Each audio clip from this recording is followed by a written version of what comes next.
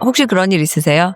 오늘 잘 지내고 있는데 어떤 사람이 말을 그냥 툭 건넸을 때 말투가 너무 안 좋아서 기분이 확 나빠지는 느낌? 저는 그런 케이스가 많았는데 제가 그 말투를 받고 기분 나빠한 적도 있었고 또 제가 나쁜 말투로 남들을 기분 나쁘게 한 적도 많았던 것 같아요.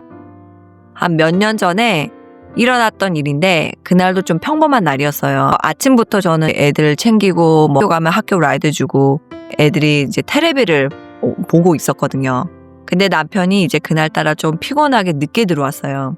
그러니까 난장판이잖아요. 딱 들어왔는데 거실에도 막 장난감이 쌓여있고 설거지도 쌓여있고 식탁도 뭐가 막 있으니까 딱 들어와서 거실을 보고 애들 얼굴을 보고 저를 보더니 애들이 너무 TV 많이 보는 거 아니야? 그러니까 짜증 섞인 목소리로 저한테 얘기를 하더라고요. 그런데 그 말투 하나가 제 그 기분을 확 바뀌는데 정말 신기하더라고요. 사실 웃긴 거는 그 말을 제가 동의하고 있는 말이었어요. 왜냐면 저도 이제 그날 피곤하고 이제 아이들한테 TV를 많이 보여주고 했기 때문에 속으로 약간 죄책감이 있었거든요. 좀 많이 보는데 그래도 내가 이거 하는 동안은 보게 해야지 이런 식으로 하고 있어서 남편이 말하는 것에 제가 동의를 하고 있었는데 그걸 이제 저한테 짜증 섞인 목소리로 얘기를 하니까 기분이 너무 달라지더라고요. 그리고 그 순간 제 머릿속에 들어오는 거는 이걸 왜 나한테 이렇게 얘기를 하지? 부터 시작해서 너는 좋은 엄마가 아니야. 좋은 엄마였으면 저렇게 테레비를 많이 보지 않게 하겠지 하는 그런 생각들이 막 들어오면서 제 얼굴이 굳어지고 도끼 눈이 되는 거죠. 근데 그 상대방은 사실 자기가 그런 말투로 했다는 거를 생각하지 못하고 말을 할 수가 있거든요. 그러니까 본인은 몰랐던 거예요. 그냥 쉽게 툭 던지고 들어갔는데 옷 갈아입고 나오니까 제가 이제 도끼 눈으로 째려보고 있는 거죠. 그런 식으로 저희 작은 말투가 싸움의 시작이 되는 경우가 많은 것 같아요. 어떠세요? 어쩔 때는 나는 그런 의도로 한 게 아닌데 내가 그런 말투를 딱 하자마자 그 사람의 반응이 달라지고 기분이 나빠지고 그런 적 있으세요?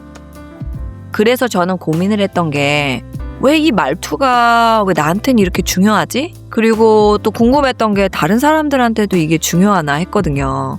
근데 이 말투는 영어로 말하면은 톤이라고 하거든요. 그 톤이란 뜻은 말의 내용보다는 그 말의 전달인 그 감정이랑 올라갔다가 내려갔다 하는 피치 같은 경우가 있는데 목소리가 크거나 작거나 이런 모든 것들이 이제 그 말투에 들어가요. 그래서 이 말투는 저희가 말하는 내용이 이제 핵심이라면은 그것을 전달해주는 이제 포장이라고 생각하면 돼요. 그러니까 제가 아무리 좋은 뜻을 가지고 있어도 이 포장을 제가 아주 못되게 말을 하거나 날카롭게 말을 하면 저희 애들인 경우에는 그 좋은 내용을 열어보지도 않는 거죠. 왜냐하면 제가 포장을 너무 더럽게 했으니까. 예를 들어서 제가 애들한테 얘기를 하는데 똑같은 말을 두세 가지로 할 수가 있어요. 예를 들어서 얘들아 양말 좀 치워줄래? 땅바닥에 엄마가 놓지 말라 그랬지? 고마워. 이렇게 좋게 말하는 게 있고 짜증 섞인 목소리로 양말을 보자마자 엄마가 뭐라 그랬니? 양말 치우라 그랬지. 치울 수 있겠니? 그런 거. 아니면 차갑게. 여러 가지가 있잖아요. 근데 저희는 그 말투를 생각처럼 깊게 생각을 하지 않고 말을 하는 경우가 많은 것 같아요. 특히나 저희가 사랑하는 가족들이나 친구들이나 좀 가깝다고 생각하는 사람들일수록 저희가 말투를 조금 놓게 되는 것 같아요. 영어는 반말이랑 존댓말이 없거든요. 그래서 조금 쉬운 것 같아요. 한국말은 반말이랑 존댓말이 있으니까 우리가 이렇게 친해지면은 저도 실수를 많이 하거든요. 이제 반말로 들어가는 거예요. 왜냐면 그 반말이 이제 친근하다는 느낌이 들어서 이제 얘기를 하는 경우가 있는데 반말이 나쁘다는 게 아니라 반말을 생각하지 않고 할 경우에는 그게 다른 사람에게 상처를 줄 수 있다는 거죠. 왜냐하면 반말을 하다 보면은 제 마음을 약간 놓게 되고 놓게 되면서 제 말투에 신경을 안 쓰면 전달하는 포장이 좀 안 좋은 경우가 있었던 것 같아요. 제가 며칠 전에 가족들이랑 얘기를 했는데 저는 지금 애들이 2살 반, 10살, 14살, 17살, 21살, 5명의 아이들이 있어요. 그러니까 2살 반짜리 빼고는 다 각각의 생각이 있는 거죠. 근데 얘네들이 저를 이제 유심히 유튜브를 배우는 걸 보면서 옆에서 보다가 그날 저를 완전히 한가운데 놓고 첫째, 둘째, 셋째, 넷째가 다 한마디씩 저한테 하는 거예요. 엄마는 유튜브 필름할 때는 아주 목소리가 부드럽고 아주 카인드하게 얘기하는데 왜 나한테 그 양말 치우라는 소리는 왜 이렇게 무섭게 들리지? 막 얘기를 하는데 저는 조금 긴장이 되면은 웃기 시작하거든요. 할 말이 없고 너무 황당해서. 그래서 엄청 웃다가 계속 가다 보면 이제 눈물이 나요. 그날 제가 느꼈던 거는 내 말투가 내가 가장 사랑하는 사람들한테 그렇게 함부로 하는구나. 제가 유튜브를 하면서 제 말투에 신경을 쓰고 있잖아요. 그런 것처럼 내가 가까운 사람들한테 내 말투를 말하기 전에 신경을 쓰면 얼마나 파워풀할까 그런 생각이 들더라고요. 제가 보기에는 한국 문화처럼 눈치가 강한 문화는 좀 드문 것 같아요. 눈치라는 건 뭐예요? 내가 내 속마음을 얘기하기 전에 다른 사람이 그 속마음을 알아차려야 된다는 뜻이잖아요. 근데 어쩔 때는 제가 제 자신도 모르는데 어떻게 다른 사람 거를 알아맞혀요. 말투가 사람의 감정을 건드리는 이유가 말의 의미보다 더 깊은 게 있는 것 같아요. 혹시 그런 적 있으세요? 그러니까 어떤 사람이 특정한 톤으로 얘기했는데 마음속에 들어오는 것은 저 사람이 왜 나한테 저렇게 얘기하지? 나를 무시하는 건가? 나를 싫어하나? 내가 부족한가? 이런 생각하신 적 있으세요? 저는 그런 적 있어요. 사실 저도 어릴 때 어느 일정 기간 동안 집안 분위기가 안정적이지 않은 기간이 있었어요. 감정적으로 어린아이로서 편하지 않을 때가 많았던 것 같아요. 저는 어릴 때부터 사람의 말투, 감정, 몸짓 이런 걸 통해서 분위기를 파악하는 것을 배우게 됐어요. 어떻게 보면 축복이죠. 그래서 저는 저희 엄마 아빠를 나쁘게 얘기하는 게 아니라 저희 모든 사람들이 어느 일정 기간 동안은 다 그런 걸 겪는 것 같아요. 항상 행복한 가정은 없잖아요. 그러니까 거기에서 우리가 이제 받는 상처를 통해서 다른 사람의 말을 해석하는 방식을 갖게 되는 거죠. 혹시 그런 경험 있으세요? 말은 맞는데 말투 때문에 상처받는 거. 그 내용이 아무리 좋아도 다음부터는 그 사람이랑 만나고 싶지 않은 거. 저는 그 사람한테 대놓고 얘기는 안 했지만 그런 사람들을 만난 적이 있어요.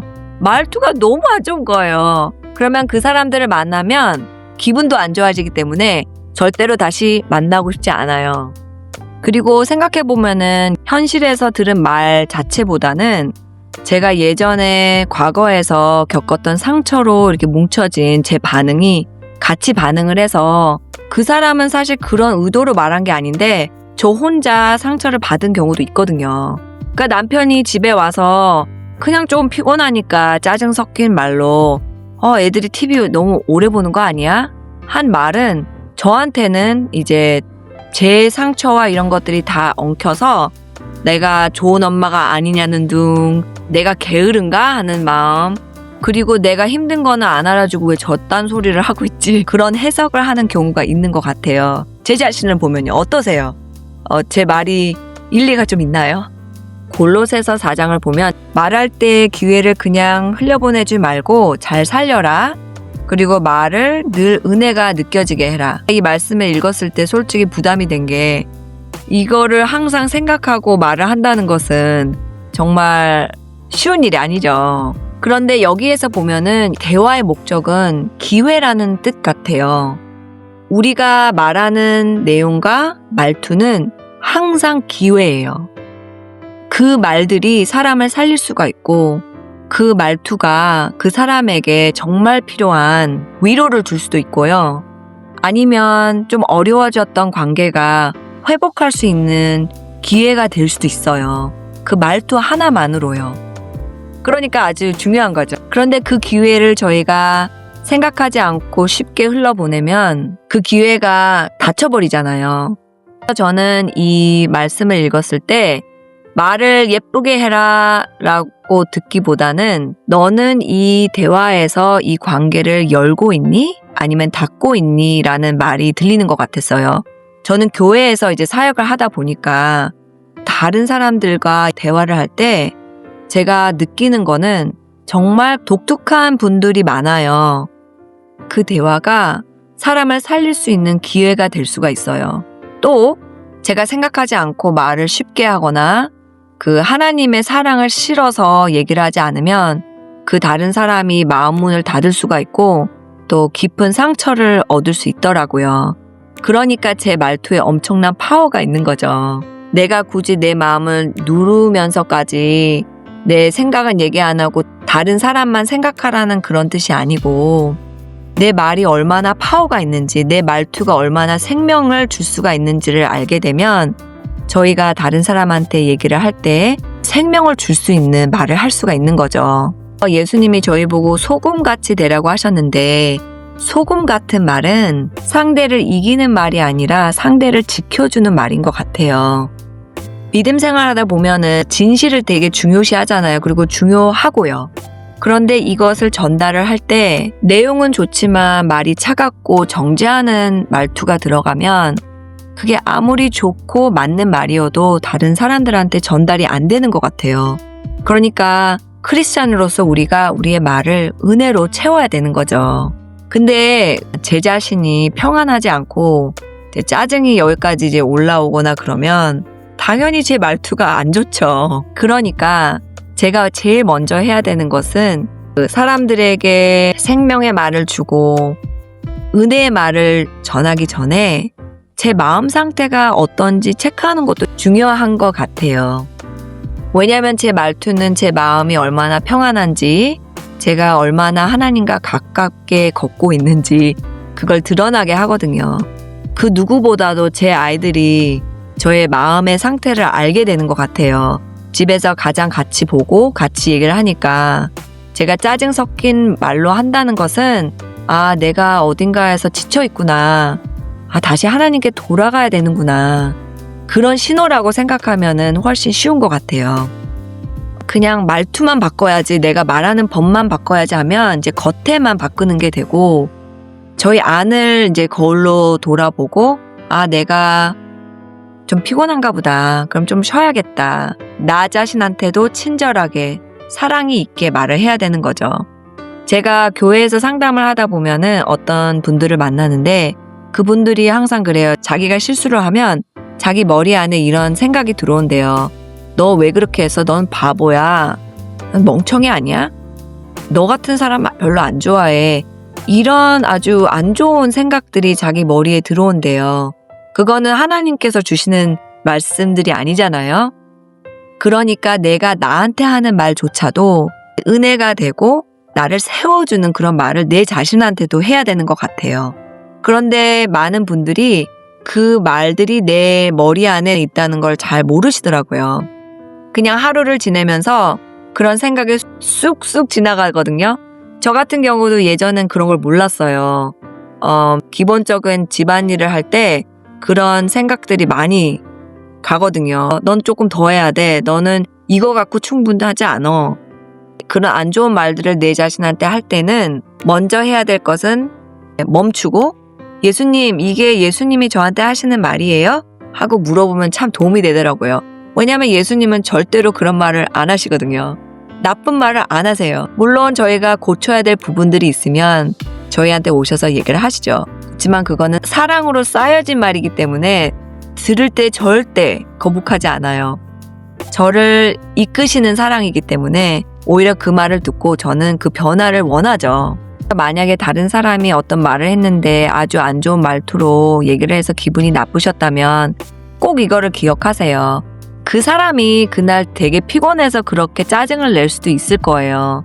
또 그 말투에서 보이지 않는 메시지가 있을 수도 있어요. 남 좀 봐줘. 나 지금 너무 힘들어. 나 챙겨줄 사람은 있어? 이런 메시지?